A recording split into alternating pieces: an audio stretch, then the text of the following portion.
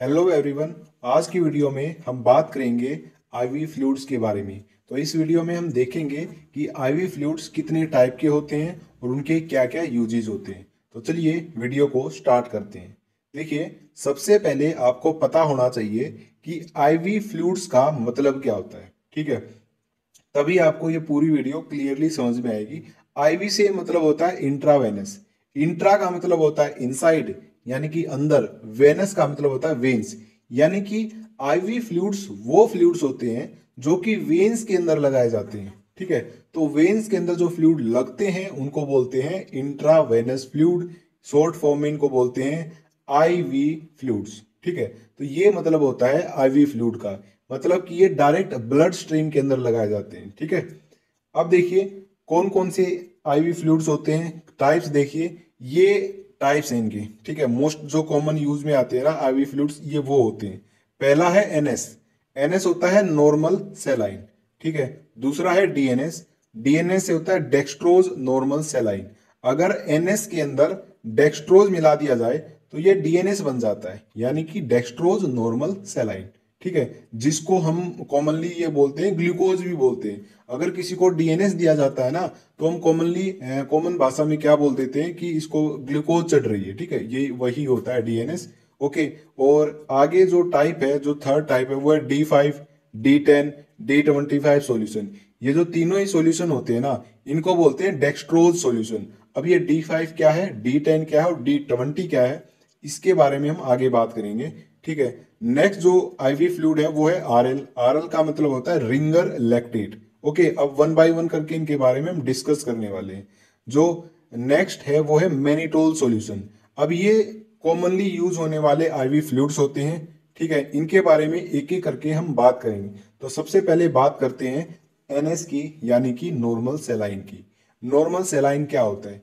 Normal saline जो IV fluid है, सबसे पहले उसकी कंपोजिशन देखते हैं, इसके अंदर क्या क्या प्रेजेंट होता है। तो कंपोजिशन होती है कि 100 ml सॉल्यूशन में 0.9% NaCl प्रेजेंट होता है यानी कि नमक प्रेजेंट होता है। 100 ml पानी के अंदर अगर 0.9% नमक मिला दिया जाए तो वो बन जाएगा NS यानी कि नॉर्मल सेलाइन। ठीक है, यहां पर 0.9% का मतलब क्या है, यानी कि 1000 लीटर के अंदर। ठीक है, सॉरी, 1000 लीटर नहीं, 1 लीटर यानी कि 1000 ml।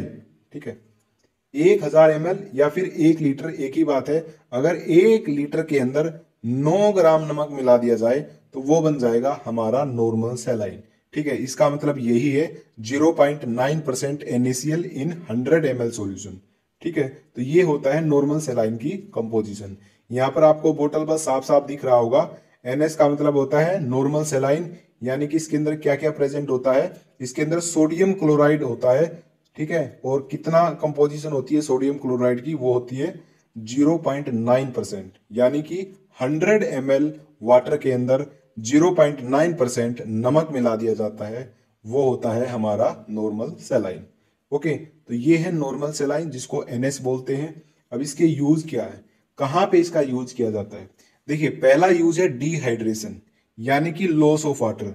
अगर किसी व्यक्ति को पानी की कमी हो गई है तो तब वहां पे यूज किया जाता है एनएस का, यानी कि नॉर्मल सेलाइन का यूज किया जाता है। ठीक है, दूसरा इसका यूज आता है treatment of blood and fluid loss, यानी कि अगर किसी व्यक्ति का जो फ्लूइड लॉस है यानी कि जो ब्लड लॉस है वो हो जाता है। ठीक है, अगर खून की कमी हो जाती है, कब होगी? जैसे कि किसी का एक्सीडेंट हो गया और बहुत सारा खून बह गया है। ठीक है, तो उसका ब्लड लॉस हो चुका है, उसका जो फ्लूइड लॉस है वो हो चुका है बहुत सारा। तो उस सिचुएशन में भी जो एनएस है उसका यूज किया जाता है, ताकि जो ब्लड लॉस हुआ है वो क्या किया जा सके, वापिस से नॉर्मल किया जा सके। ठीक है, तो ब्लड लॉस की पूर्ति करने के लिए भी एनएस का यूज किया जाता है। तीसरा जो यूज आता है वो आता है used for wound washing. Wound का मतलब होता है घाव। जो घाव हो जाते हैं ना उनको साफ करने के लिए भी एनएस का यूज किया जाता है। ठीक है, लास्ट जो यूज है वो है यूज टू गिव इंजेक्शंस। इसका क्या मतलब है? बहुत सारे इंजेक्शंस ऐसे हैं जो कि कॉन्सेंट्रेटेड होते हैं, तो उनको डाइल्यूट करने के लिए एनएस का यूज किया जाता है। तो ये ढेर सारे यूज है इसके नॉर्मल सेलाइन के। ठीक है, और अब इसकी बात करते हैं डोज की, कितनी डोज दी जानी चाहिए। 24 आवर्स में 3 से 4 बोतल दी जानी चाहिए, और 3 से 4 बोतल ये मैक्सिमम है, यानी कि 24 घंटे के अंदर मैक्सिमम से मैक्सिमम 3 से 4 बोतल हम चढ़ा सकते हैं किसी भी व्यक्ति को। ठीक है, ये मैक्सिमम है। ओके, ये सिचुएशन पे डिपेंड करता है कि किसी भी व्यक्ति को क्या हुआ है ना। तो वो सारी चीजें देखने के बाद ही डॉक्टर बताता है कि इसको 24 घंटे में कितनी बार एनएस दिया जाना चाहिए। ठीक है, यहाँ पे जो डोज बताई गई है मैक्सिमम बताई गई है कि मैक्सिमम कितनी बोतल चढ़ सकती है। 3 से 4 बोतल एनएस की चढ़ सकती है 24 आवर्स के अंदर। ठीक है, तो ये बात हो गई हमारी डोज की। अब एक और खास बात मैं आपको बताता हूँ। वो खास बात क्या है कि देखिए, एनएस का मतलब है नॉर्मल सेलाइन। ठीक है, सेलाइन का मतलब ही नमक होता है। ठीक है, एनएस के अंदर NaCl होता है, NaCl यानी कि नमक। अब इसके अंदर नमक प्रेजेंट है, तो जो ये एनएस है ये कभी भी ऐसे व्यक्ति को नहीं दिया जाएगा जिसका जो बीपी है, जिसका जो ब्लड प्रेशर है वो बढ़ा हुआ होता है। बीपी बढ़ा हुआ जब होता है तो उस सिचुएशन को बोलते हैं हाइपरटेंशन। हाइपरटेंशन का मतलब होता है बीपी का बढ़ना। ठीक है, अगर किसी व्यक्ति का जो ब्लड प्रेशर है वो बढ़ा हुआ है तो उस सिचुएशन में एनएस का यूज नहीं किया जाता है, क्योंकि एनएस के अंदर प्रेजेंट होता है नमक, और नमक जो क्या है वो उस बीपी को और तेज कर देता है। ठीक है, ओके, तो वहां पे कॉम्प्लिकेशन हो सकती है, इसलिए कभी भी ऐसे व्यक्ति को एनएस नहीं दिया जाता है जिसका बीपी बढ़ा हुआ होता है। तो यहाँ पे ये एक नोट करने की बात थी। ठीक है, तो ये हो गया हमारा एनएस, यूज हो गई, डोज हो गई, और एक नोट पॉइंट हो गया जो ध्यान रखना है। ओके, नेक्स्ट जो बात करते हैं वो है डीएनएस। डीएनएस का मतलब क्या है, मैंने बताया था डेक्सट्रोज नॉर्मल सेलाइन, यानी कि जो पीछे हमने पढ़ा है नॉर्मल सेलाइन, अगर उसके अंदर डेक्सट्रोज मिला दिया जाए तो ये बन जाएगा डेक्सट्रोज नॉर्मल सेलाइन। ठीक है, जिसको हम बोलते हैं ग्लूकोज की बोतल। यही होती है वो ग्लूकोज की बोतल जिसको डीएनएस बोलते हैं। ठीक है, यही चढ़ाई जाती है। ओके, तो डेक्सट्रोज नॉर्मल सेलाइन, अब इसकी कंपोजिशन देखते हैं क्या क्या इसके अंदर प्रेजेंट होता है। वही जो NaCl की अमाउंट है वो तो होगी वही जो नॉर्मल सेलाइन में प्रेजेंट होती थी, 0.9%। बस यहाँ पे जो डेक्सट्रोज है वो कितना है, 5 ग्राम। तो पर 100 ml, 100 ml सॉल्यूशन में ये कंपोजिशन है। ठीक है, 100 ml के अंदर ये कंपोजिशन बताई गई है, ये बात भी आपको ध्यान रखनी है। ओके, तो 100 ml सॉल्यूशन के अंदर 0.9%, यानी कि 0.9 ग्राम, ठीक है, ये तो होगा नमक, और 5 ग्राम है वो होगा डेक्सट्रोज। तो अगर हम नॉर्मल सेलाइन में 5 ग्राम डेक्सट्रोज मिला दे तो वो बन जाएगा डीएनएस, यानी कि डेक्सट्रोज नॉर्मल सेलाइन। और जैसा कि आपको यहाँ पे बोतल पे भी दिख रहा होगा, ये बिल्कुल साफ साफ लिखा हुआ है कि इच 100 ml कंटेन, दिख रहा है आपको, देखिए ये मैं आपको एरो बना रहा हूं, etch 100 ml contain dextrose anhydrous, देखिए यहाँ पे दिख रहा होगा 5 ग्राम, नीचे सोडियम क्लोराइड जो दिख रहा है 0.9 ग्राम। तो ये डीएनएस के ऊपर यहाँ पे ये कंपोजिशन लिखी हुई है। ठीक है, नॉर्मली जो ये रेट होता है ना इनका, ये जो स्टोर पे मिलती हैं जितनी भी ये एनएस है डीएनएस है, ये 30 से 40 रुपए तक की मिल जाती है। कोई बोतल 30 रुपए की होती है तो कोई 40 रुपए की होती है। ठीक है, तो इनका ये नॉर्मल रेट भी होता है स्टोर पर। आगे बात करते हैं इसके यूज की। जो डीएनएस होता है वो कब यूज किया जाना चाहिए। ठीक है, वही यूज है डिहाइड्रेशन में, एक तो इसका यूज किया जाता है जब पानी की कमी हो जाती है तो तब इसका यूज किया जाता है। दूसरा जो यूज है वो है treatment of blood and fluid loss. वही एक्सीडेंट के दौरान अगर ब्लड लॉस हो गया है, खून जो है वो ज्यादा बह गया है, तो तब भी इसका यूज किया जाता है। और जो तीसरा यूज है वो है लो ब्लड शुगर, यानी कि हाइपोग्लाइसीमिया। जब किसी भी व्यक्ति के अंदर जो शुगर लेवल है, जो ग्लूकोज का लेवल है, ब्लड के अंदर जो शुगर लेवल है या फिर ग्लूकोज का लेवल कह लो, अगर वो कम हो जाए, ठीक है, तो तब क्या है, जो ग्लूकोज का लेवल कम हुआ है उसको नॉर्मल करने के लिए क्या किया जाता है, डीएनएस दिया जाता है। क्यों दिया जाता है, क्योंकि डी से होता है डेक्सट्रोज। डेक्सट्रोज का मतलब क्या होता है, ग्लूकोज ही होता है ये। तो ग्लूकोज हम दे रहे हैं, ठीक है, डायरेक्टली उसको ब्लड में हम ग्लूकोज दे रहे हैं, क्योंकि जो उसका ब्लड ग्लूकोज लेवल है वो बहुत ही कम था, इसलिए उसको नॉर्मल करने के लिए यहाँ पे डीएनएस का यूज किया जाता है। तो हाइपोग्लिसीमिया सिचुएशन, हाइपोग्लिसीमिया का मतलब ये होता है लो ब्लड शुगर। तो हाइपोग्लिसीमिया सिचुएशन में डीएनएस का जो यूज है वो किया जाता है। ठीक है, लास्ट जो यूज है हमारा वो है इंसुलिन शॉक। इंसुलिन शॉक में भी डीएनएस का यूज किया जाता है। अब ये इंसुलिन शॉक क्या होता है, देखिए बिल्कुल ध्यान से समझना है। इंसुलिन शॉक क्या होता है, कभी कभी क्या होता है, हमारी बॉडी के अंदर जो इंसुलिन है वो बहुत ज्यादा बढ़ जाता है। ठीक है, तो इंसुलिन के बढ़ जाने की वजह से ये जो इंसुलिन है ये बढ़ गया। ठीक है, इंसुलिन के बढ़ जाने की वजह से क्या होता है, जो बॉडी के अंदर ग्लूकोज होता है ना, बॉडी के अंदर जो ग्लूकोज होता है वो ग्लाइकोजन के अंदर स्टोर हो जाता है। ठीक है, बॉडी जो है, इंसुलिन का काम होता है ग्लूकोज को ग्लाइकोजन के अंदर स्टोर करवाना। ठीक है, और ये जो सारी की सारी जो चीजें हो रही होती है लीवर में हो रही होती है और इंसुलिन ये करवाता है। ओके, इतनी बात आपको क्लियर हो गई। तो देखिए दोबारा से मैं आपको बताता हूं इंसुलिन शॉक का मतलब क्या होता है। इंसुलिन शॉक के अंदर जो इंसुलिन का लेवल है वो बहुत ज्यादा बढ़ जाता है, नॉर्मल से बहुत ज्यादा, जिसकी वजह से ब्लड के अंदर ग्लूकोज का लेवल कम होने लगता है। ठीक है, सिंपल सी बात है, इंसुलिन का लेवल बढ़ता है और ग्लूकोज का लेवल कम होने लगता है। तो ग्लूकोज का लेवल कम होने की वजह से जितनी भी सारी मशीनरी है हमारी बॉडी के अंदर वो ठप हो जाती है, क्योंकि ग्लूकोज से मिलती है एनर्जी, और एनर्जी ही नहीं मिलेगी तो जो आदमी है वो क्या है, हो जाएगा बिल्कुल ठप। ठीक है, ना वो खा सकेगा ना वो पी सकेगा। तो उस सिचुएशन के अंदर क्या दिया जाएगा, उस सिचुएशन के अंदर यूज किया जाता है डीएनएस यानी कि डेक्सट्रोज नॉर्मल सेलाइन। ठीक है, एक्चुअल में आपको बताता हूँ ये इंसुलिन शॉक होता कैसे है। कोई भी डायबिटिक पेशेंट है वो इंसुलिन लेता है बाहर से, इंजेक्शन के थ्रू क्या है वो इंसुलिन लेता है, और इंसुलिन लेने के बाद वो क्या करता है, खाना खाना भूल जाता है। तो उस सिचुएशन में इंसुलिन शॉक होता है। ठीक है, तो यहाँ पे इंसुलिन शॉक का मतलब मैंने आपको बता दिया, क्लियरली आपको समझ आ गया होगा। ठीक है, अब डोज देखते हैं डीएनएस की। वही है, 24 घंटे में 3 से 4 बोतल ले सकते हैं मैक्सिमम। ओके, मैक्सिमम वर्ड है वो ध्यान रखना, मैक्सिमम लिखा हुआ है मैंने। ठीक है, तो ये डोज याद रखना। ओके, तो ये हमारा था डीएनएस। नेक्स्ट जो बात करते हैं वो है डेक्सट्रोज की। ठीक है, अब ये डेक्सट्रोज क्या है, देखिए डेक्सट्रोज क्या है, डेक्सट्रोज भी तीन तरीके की बोतल आती है डेक्सट्रोज की। एक तो है D5 के नाम से, एक है D10 के नाम से, एक है D25 के नाम से। फर्क सिर्फ तीनों में इतना है, डेक्सट्रोज की क्वांटिटी में फर्क है। ठीक है, जो D5 नाम से आती है उसमें तो 5 ग्राम होता है 100 ml में। 100 ml में अगर 5 ग्राम डेक्सट्रोज है तो D5 की बोतल होगी। अगर 100 ml में 10 ग्राम है तो वो D10 की बोतल है। और 100 ml में अगर 25 ग्राम हो गया तो वो होगा हमारा D25 की बोतल। ठीक है, तो ये तीनों ही जो बोतल हैं ये डेक्सट्रोज सॉल्यूशन बोले जाते हैं, डेक्सट्रोज आईवी सॉल्यूशन बोले जाते हैं, D5, D10 और D25।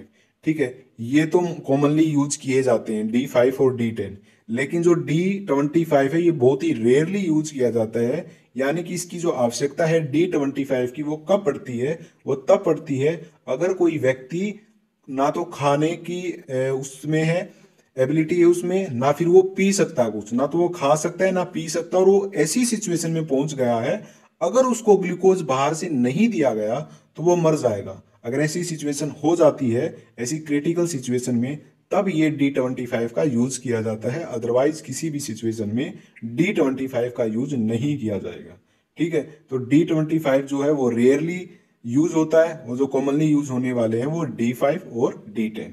अब एक और बात मैं आपको बताता हूँ, जो है डेक्सट्रोज सॉल्यूशन है, ठीक है, ये कब यूज नहीं किया जाएगा, अगर कोई डायबिटिक पेशेंट है यानी कि शुगर का पेशेंट है उसके अंदर डेक्सट्रोज हम यूज नहीं कर सकते, क्योंकि जो शुगर का पेशेंट होता है उसके ब्लड के अंदर शुगर क्या है, बढ़ा हुआ होता है, और बाहर से भी अगर हम उसको शुगर दे देंगे तो उसके जो ब्लड है, उसके ब्लड में शुगर की जो अमाउंट है वो डबल ट्रिपल हो जाएगी, जिसकी वजह से कॉम्प्लिकेशन हो जाएगी। इसलिए कभी भी डायबिटिक पेशेंट में जो डेक्सट्रोज है वो नहीं दिया जाता है। ठीक है, और जो डीएनएस है वो भी नहीं दिया जाता है।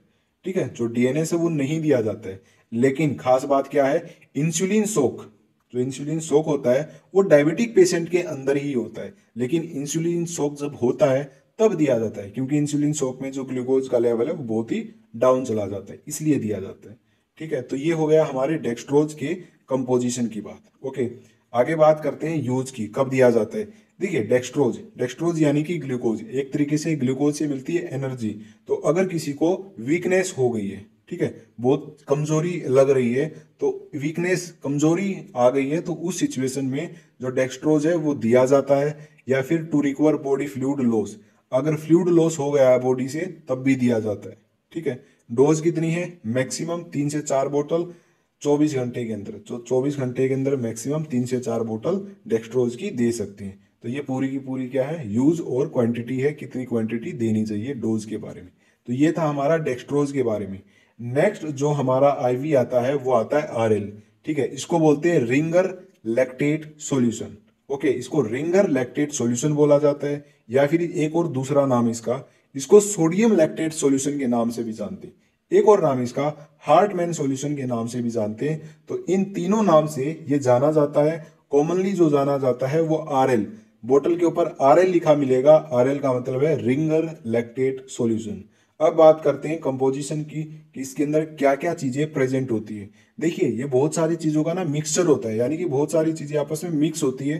क्या क्या? इसके अंदर NaCl यानी कि सोडियम क्लोराइड होता है, सोडियम लैक्टेट ये भी प्रेजेंट होता है, पोटासियम क्लोराइड ये भी प्रेजेंट होता है, और कैल्शियम क्लोराइड भी प्रेजेंट होता है। यानी कि वाटर के अंदर ये सारी की सारी चीजें यहाँ पे मिक्स होती हैं। तो इसी को बोलते हैं आरएल, यानी कि रिंगर लैक्टेट सॉल्यूशन। तो रिंगर लैक्टेट सॉल्यूशन क्या होता है? मिक्सचर होता है सोडियम क्लोराइड का, सोडियम लैक्टेट का, और पोटासियम क्लोराइड का, और कैल्शियम क्लोराइड का। ये सारी चीजें वाटर के अंदर मिक्स होती हैं, यही हमारा होता है आरएल। ठीक है, तो यहाँ पे देखिए लिखा हुआ है ऊपर सोडियम लैक्टेट इंट्रावेनस इन्फ्यूजन, ऊपर लिखा भी हुआ है 500 ml की है। और यहाँ पे जो ये है, ये कंपोजिशन, ये बहुत ही ब्लर है, साफ नहीं दिख रही है। तो यहाँ पे देखिए कंपोजिशन है। कभी भी नोटिस करना, आरएल की एक बोतल लेना और वहां पे उसकी कंपोजिशन चेक करना कि ये कितना कितना है, NaCl कितना है और सोडियम लैक्टेट कितना है, तो आपको क्लियरली पता चल जाएगा। तो ये था आरएल रिंगर लैक्टेट सॉल्यूशन। अब बात करते हैं यूज कहाँ किया जाता है। जो रिंगर लैक्टेट सॉल्यूशन है वो यूज किया जाता है डिहाइड्रेशन में, यानी कि पानी की कमी हो जाती है तब यूज किया जाता है। दूसरा इसका यूज होता है इलेक्ट्रोलाइट इम्बैलेंस में, यानी कि बॉडी के अंदर ना बहुत सारे इलेक्ट्रोलाइट होते हैं। ठीक है, उनका बैलेंस होना बहुत ही जरूरी होता है। ठीक है, ओके, तो उसको बैलेंस करने के लिए भी इसका यूज किया जाता है। ओके, तो यहाँ पे डिहाइड्रेशन और इलेक्ट्रोलाइट इम्बैलेंस को ठीक करने के लिए इनका यूज किया जाता है। दूसरा जो यूज है वो है recover body fluids and blood loss. वही है जो मैंने पहले आपको बताया है, अगर किसी का एक्सीडेंट हो गया है तो वहां पे बॉडी फ्लूइड और ब्लड का लॉस, दोनों का लॉस होता है, तो उसको ही पूरा करने के लिए भी इसका यूज किया जाता है। नेक्स्ट हमारा जो यूज आता है आरएल का, वो आता है used in low blood pressure, यानी कि हाइपोटेंशन में इसका यूज किया जाता है। ठीक है, हाइपोटेंशन का मतलब होता है बीपी का, ब्लड प्रेशर का कम हो जाना। अगर किसी व्यक्ति के अंदर ब्लड प्रेशर डाउन हो जाता है, कम हो जाता है, तो उस सिचुएशन में आरएल का यूज किया जाता है, यानी कि रिंगर लैक्टेट सॉल्यूशन का यूज किया जाता है। अगर किसी व्यक्ति के अंदर ब्लड प्रेशर कम हो गया है, तो ब्लड प्रेशर कम होने के बाद कोई भी ऐसी दवाई नहीं है जो ब्लड प्रेशर को नॉर्मल कर दे। हाई बीपी की दवाई बनी हुई है, ठीक है, बहुत सारी दवाइयां हैं। अगर हाई बीपी हो गया है किसी व्यक्ति को, लेकिन अगर लो बीपी हो गया तो उसकी कोई भी मेडिसिन नहीं है, तो वहां पे यूज किया जाता है आरएल रिंगर लैक्टेट सॉल्यूशन। तो हाइपोटेंशन में, लो ब्लड प्रेशर में हम क्या देते हैं? बीपी जब लो होता है तो हम देते हैं रिंगर लैक्टेट सॉल्यूशन। ठीक है, वहां पे आरएल का यूज किया जाता है। तो ये खास यूज है, ये याद रखना आपको। जो नेक्स्ट यूज है वो है न्यूट्रिएंट डेफिशिएंसी। अगर किसी को जो न्यूट्रिएंट होते हैं बॉडी के अंदर वो उनकी कमी हो जाए, यानी कि कुपोषण बोल सकते हो आप हिंदी में, अगर कुपोषण का शिकार है कोई, वहां पे भी ये यूज किया जाता है। ओके, आगे बात करते हैं डोज की। कितनी बोतल देनी चाहिए? 24 घंटे में 1 से 2 बोतल देनी चाहिए। तो ये इसकी डोज होती है। नेक्स्ट हमारा जो सॉल्यूशन है वो है मैनिटोल। मैनिटोल सॉल्यूशन क्या है? ये एक ओस्मोटिक डायरेटिक सॉल्यूशन होता है। सॉरी, ओस्मोटिक नहीं, ओस्मोटिक डायरेटिक भी बोल सकते हो। ये मैनिटोल जो होता है, ये होता है एक डायरेटिक होता है। ठीक है, अब डायरेटिक का मतलब मैं आपको बताता हूँ क्या होता है डायरेटिक। बड़े अच्छे से मैं आपको समझाता हूँ डायरेटिक का मतलब। देखिए, मैंने ये लिखा डायरेटिक। ठीक है, पहले तो मैं ये बता देता हूँ मैनिटोल करता क्या है, मैनिटोल सॉल्यूशन क्यों यूज होता है। मैनिटोल सॉल्यूशन तब यूज होता है जब किसी भी व्यक्ति के अंदर जो पानी है ना, पानी, वाटर, उसकी जो मात्रा है वो बहुत ज्यादा हो जाती है। तो उसको नॉर्मल करने के लिए मैनिटोल सॉल्यूशन का यूज किया जाता है। जब ये सॉल्यूशन का यूज किया जाता है तो जो यूरिन होता है ना, उसकी जो अमाउंट है, यूरिन की जो अमाउंट है वो बढ़ जाती है, यानी कि वो व्यक्ति बार बार पेशाब करने के लिए जाता है, यूरिन करने के लिए जाता है, ठीक है।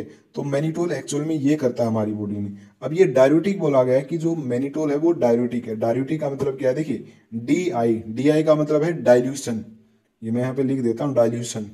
और डाइल्यूशन का मतलब होता है वाटर ऐड करना, है ना, पानी मिलाना। डाइल्यूशन होता है पानी मिलाना, है ना। यूरेटिक का मतलब है यूरिन, यानी कि यूरिन के अंदर पानी मिलाया जाता है, किसके द्वारा, मैनिटोल के द्वारा।